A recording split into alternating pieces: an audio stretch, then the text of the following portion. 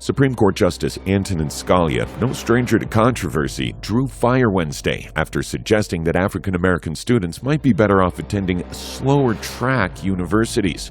They're being pushed into schools that are too advanced for them, Scalia said of African American students accepted under affirmative action programs.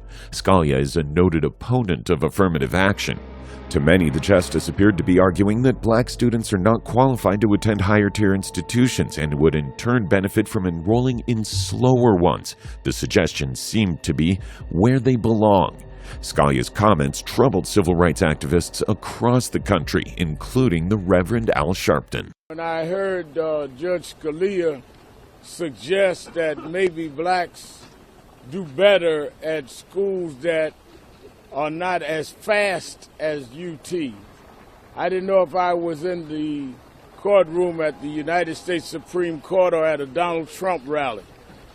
I thought that it was also very interesting when the Chief Justice asked, how long will it take, like we were on a clock rather than a goal toward real racial justice. The case in front of the Supreme Court, Fisher v.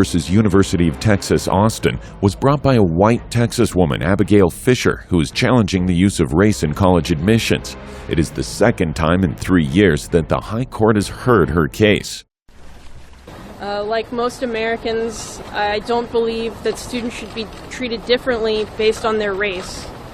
Hopefully, this case will end racial classifications and preferences in admissions at the University of Texas. Thank you. Fisher, who was not accepted by the university, has claimed its policy to use race as criteria for admissions is unconstitutional.